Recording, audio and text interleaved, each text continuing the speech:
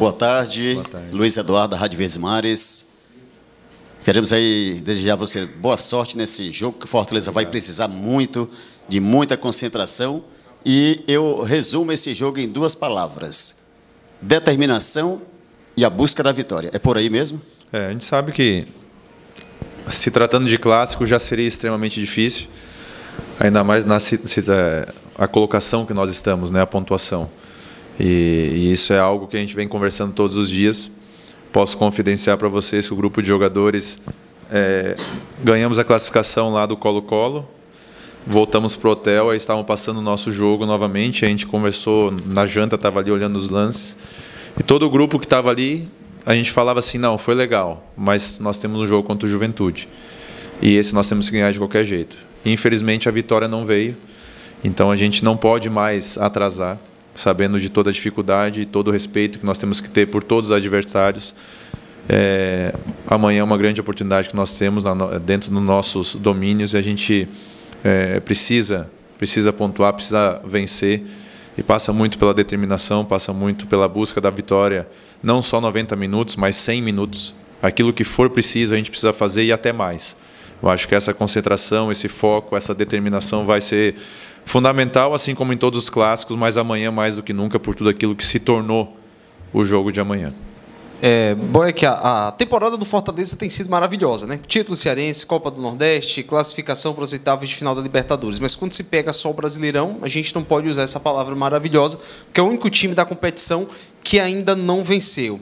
Aí vem o clássico, com essa obrigação de vencer. Para você, existe um peso? Fortaleza entra em campo para enfrentar o Ceará pressionado? E se sim, é muito ruim entrar num clássico dessa forma? Eu acho que todos os jogos, se tratando de Campeonato Brasileiro, a gente entra pressionado para vencer. Independente do nosso adversário. Hoje nós queremos botar o Fortaleza num patamar que nós vivemos o ano passado. Sabemos que repetir vai ser muito difícil. Já começou diferente, mas cabe a nós voltar o mais rápido possível nisso.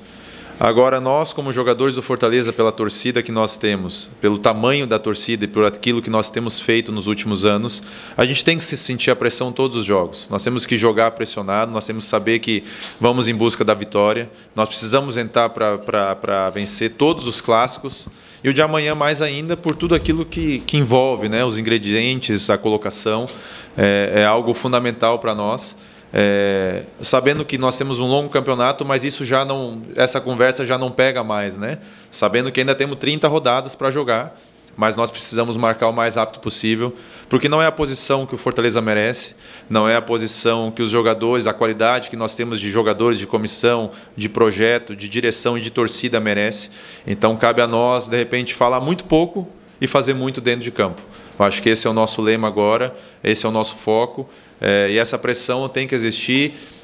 Eu gosto desse tipo de pressão, nos deixa mais alerta, nos deixa mais concentrado, e também nos dá um prazer muito grande de entrar para um clássico, se tratando de tudo que vai ser amanhã, para vencer, e se Deus quiser, nós queremos essa vitória. Boa, aqui é Mário Kempis, blog do Kempis. Queria que você pudesse falar, alguns torcedores reclamam bastante que o Fortaleza está priorizando competição A, competição B. Querida, você é experiente, você está aqui, não só aqui no elenco um bom tempo, mas também você já passou por outro, já foi campeão da Libertadores. Queria que você pudesse, se existe realmente alguma diferença quando você joga a Libertadores, se é um foco maior lá, se é uma concentração maior, e no Brasileiro não está acontecendo. Porque o que a gente vê é que o time até joga bem, sem dúvida alguma, no Brasileiro, mas não ganha. E aí eu queria saber de você, o que é que está acontecendo na visão de vocês? Olha, posso te garantir, assim, a priori, de cara, a gente nunca conversou sobre priorizar A ou B. Seja cearense, seja Copa do Nordeste, seja brasileiro, seja Libertadores. Por mais que uma competição ou outra competição tenha uma visibilidade maior ou menor, mas nós temos a consciência, e quando digo nós, todo o universo Fortaleza aqui do plantel profissional, que o brasileiro é a nossa vida. Se nós estamos numa Libertadores é porque nós somos muito bem no Brasileiro. Se o Fortaleza tem condições de ser ousado no mercado, financeiramente falando, é por causa do Brasileiro. E nós lutamos tanto para deixar o Fortaleza numa Série A, para fazer com que chegue esse momento que seja duradouro, equilibrado, cada vez evoluindo mais, é o Brasileiro.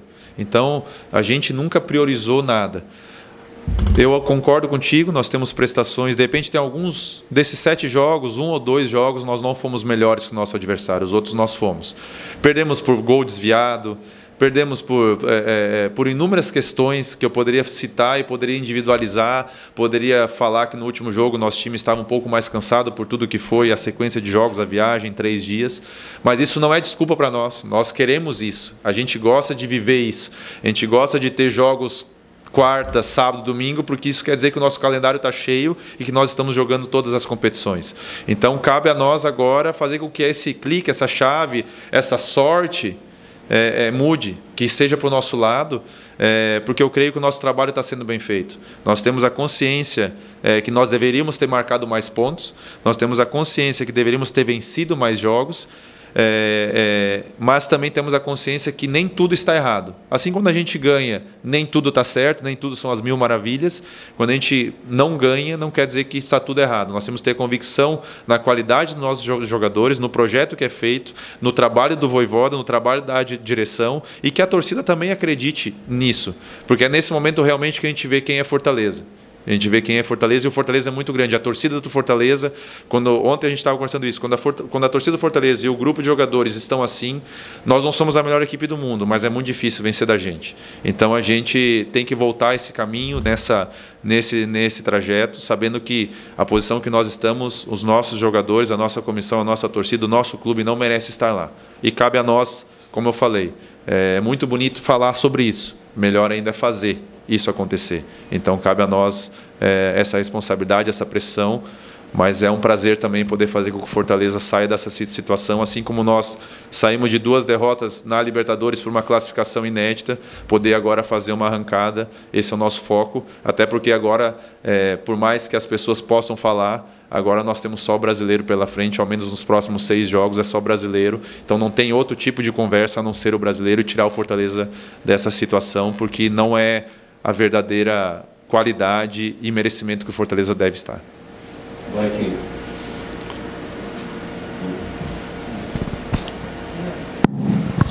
Boa tarde, Jorge Telmo, Rádio A Voz da Fiel. Boeck, como é que está sendo os trabalhos aí da preparação de goleiros e a disputa interna entre vocês com o goleiro mais experiente, que é o Fernando Miguel, e o Max Wallace, né, que teve essas oportunidades e também está no grupo, né? Começar novamente a vencer aí, quem sabe, para quarta-feira. Se Deus quiser. Bom, está sendo uma competição muito legal. Eu acho que está tendo uma união muito grande em termos de parceria para fazer com que o Fortaleza cresça. Eu acho que, assim como está tendo, às vezes, um rodízio também com os jogadores de linha, teve com os goleiros esse ano, né? Mas nós sabemos também que nós temos total confiança do treinador e do treinador de goleiros, e isso faz com que a gente evolua e cresça. E aí cabe a cada um de nós poder aproveitar as oportunidades, aproveitar cada jogo, não achar que já está tudo bem, que é porque fez um jogo bom, já está bom. Eu acho que não é assim. O futebol hoje em dia não permite mais isso, a exigência hoje em dia não permite mais isso, e hoje nós temos que estar fazendo cada vez mais e melhor para que o Fortaleza sempre seja o maior beneficiado. E eu acho que isso passa muito pelo nosso trabalho, nos dá essa tranquilidade, juntamente com todo o sistema defensivo. E eu acho que no esquema do Vojvoda todos sabem que desde o atacante começa a marcação, tem que ajudar, e nós temos essa confiança em cada um deles, e que a gente possa realmente, independente de quem estiver em campo, que dê o seu melhor e faça com que o Fortaleza saia vencedor. Acho que esse é o foco principal, ainda mais nesse momento que nós estamos vivendo.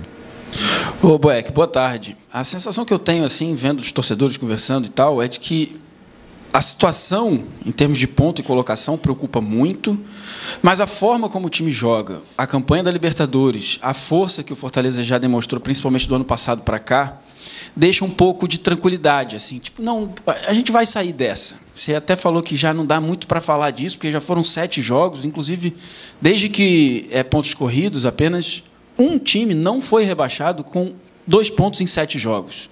Porque o campeonato é muito difícil. Mesmo que o Fortaleza tenha força, os outros times também têm. Que tipo de papo internamente assim vocês têm em relação a isso? É mais da preocupação pela colocação ou é mais a confiança por saberem a capacidade que tem? Eu acho que é um pouco dos dois, né? A gente não pode esconder que nós estamos com 2 pontos só, e isso é muito pouco. Mas também nós temos a consciência daquilo que o trabalho que está sendo feito, daquilo que até em 7 jogos, que nem eu falei, eu acho que tem 1 ou 2 jogos que nós não fomos melhores, então a gente produziu e tem condições de produzir. E se nós hoje estamos sofrendo uma pressão por resultados, é porque nós já demonstramos que somos capazes de fazer mais e melhor em termos de pontuação também. Então, a gente sabe dessa exigência, a gente sabe que... E aí o nosso papo é um pouquinho sobre detalhes. Detalhes de marcação, detalhes de posicionamento, detalhes de todas as áreas, seja defensiva ou ofensivamente, dentro e fora de campo, aquilo que podemos melhorar. E eu acho que isso é muito, muito legal. Quando nós temos jogadores, juntamente com a comissão, com a direção, que estão preocupados no bem geral, para fazer com que tudo corresponda e tudo corra bem para a gente conseguir o objetivo, que é a vitória, que são os pontos, eu acho que é meio caminho andado já para a gente poder ter um alento de saber, de repente não é uma tranquilidade, mas é uma convicção que nós temos condições e que vamos fazer por merecer sair dessa situação. Eu acho que nós, como jogadores de futebol, ainda mais hoje em dia, a palavra tranquilo é muito, muito vasta. E nós temos que ter sempre aquele friozinho na barriga, aquele alerta ligado, porque de uma hora para outra pode mudar tudo. Assim como 2 vitórias mudam completamente a tabela do Campeonato Brasileiro, 2 derrotas também. Então é algo que a gente tem que estar sempre segurando muito firme e não poder largar nunca. Então eu acho que são essas conversas de detalhes, de posicionamento, de dentro e fora do campo, aquilo que podemos melhorar, aquilo que podemos fazer. E cada um está nessa motivação, nesse intuito, para fazer o Fortaleza sair dessa situação. Boeck, Miguel Júnior, Rádio Povo, CBN Cariri, prazer em revê-lo. Antes da pergunta, eu vou dar aqui alguns dados. Eu sou setorista do Fortaleza desde 2000. Estou com 22 anos aqui cobrindo o Tricolor de Aço. De 2000 para cá, Maisena fez 175 jogos. Você conhece o Maisena muito bem, né? Sim. Marcelo Boeck chegou a 144. Já passa a ser o goleiro que mais vestiu a camisa do Fortaleza de 2000 para cá. Passou até o Felipe Alves com 142. Aí vem o Jefferson com 113, Bosco, que foi seu treinador, 94, Thiago Cardoso, 90. Agora é a pergunta. Goleiro só joga um. É uma profissão meio ingrata do futebol.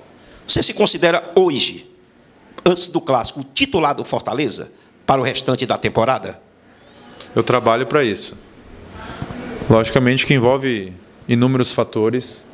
Não sou treinador da equipe, mas eu acho que cada um de nós, tanto eu, o Fernando, o Max, a própria Kennedy, nós temos que trabalhar para evoluir sempre e querer almejar sempre uma posição melhor. Temos o Hugo também, que é da base, que também está inscrito na Libertadores. Todos eles têm que almejar. Eu acho que essa motivação e essa ambição todos têm que ter. E graças a Deus, nesse ano nós temos um respeito e um ambiente de trabalho muito legal para a gente poder evoluir. Todos, cada um dá um toque no outro. Não é porque eu sou o jogador mais experiente do grupo, que em termos de idade, que eu não tenho nada para aprender ou nada para evoluir. Muito pelo contrário. Agora que nós trabalhamos e eu trabalho para ser o titular, isso eu trabalho. Eu não estaria aqui, eu acho que eu estaria indo contra mim mesmo e contra os meus princípios, os meus valores que eu ensino para os meus filhos, se eu estivesse aqui passando tempo.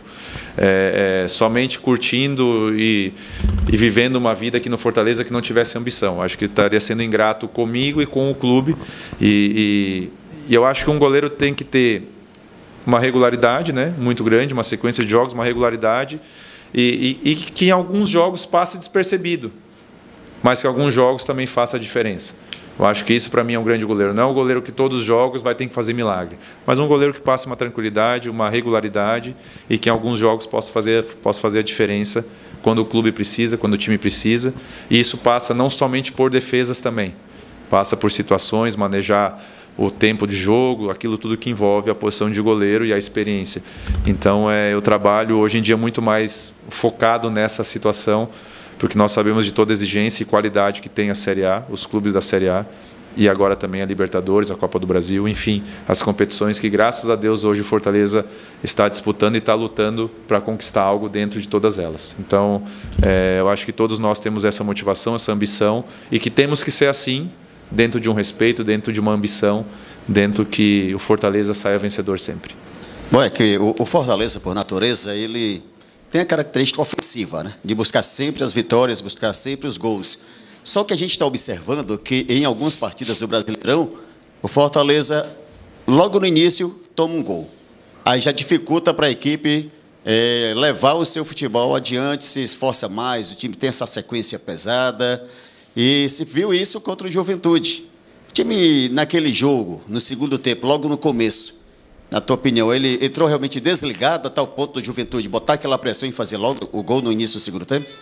Bom, eu acho que a gente poderia ter entrado um pouquinho melhor. Eu acho que nós poderíamos não dar tanta oportunidade para o Juventude. Mas, como eu digo, campeonato da Série A, todos os clubes têm qualidade. Agora há pouco eu estava dando uma entrevista aqui e apareceu uma sequência de jogos que nós temos, né?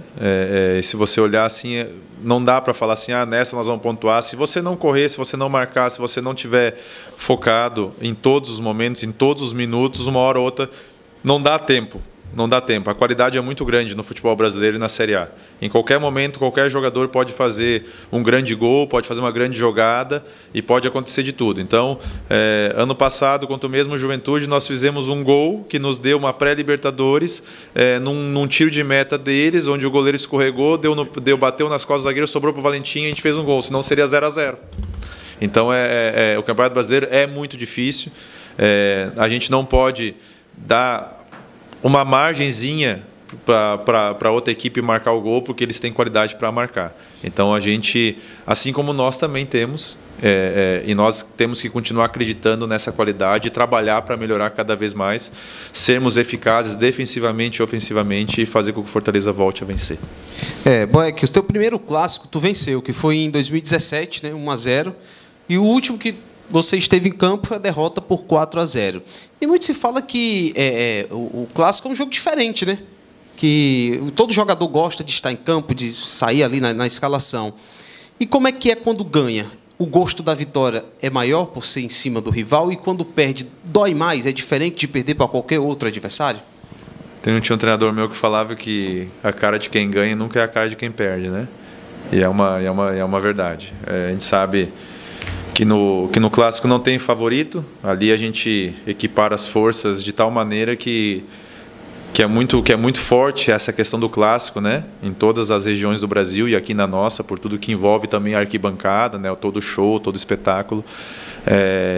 A situação, por exemplo, em 2019, quando nós vencemos o Ceará no Campeonato Brasileiro, nós não perdemos mais até o final da competição. Então, cabe a nós essa responsabilidade e, logicamente, o gostinho de vencer um clássico. Eu acho que a satisfação de poder ter o dever cumprido, ainda mais se tratando de clássico, de tudo que envolve na cidade, no estado, é sempre muito boa. E ainda mais depois do último jogo do Brasileiro ter acontecido o que aconteceu, da maneira que aconteceu. Eu acho que nós temos que dar uma resposta também nisso, e a resposta não é falando, tem que ser dentro do campo, fazendo resultado, até porque o Fortaleza, que é o mais importante, o Fortaleza para nós é sair dessa situação. Isso passa pelo jogo de amanhã. Assim que a gente chegou aqui, o Mário Kempis disse assim: o Boeck está mais charmoso, o cabelo mudou, gostou.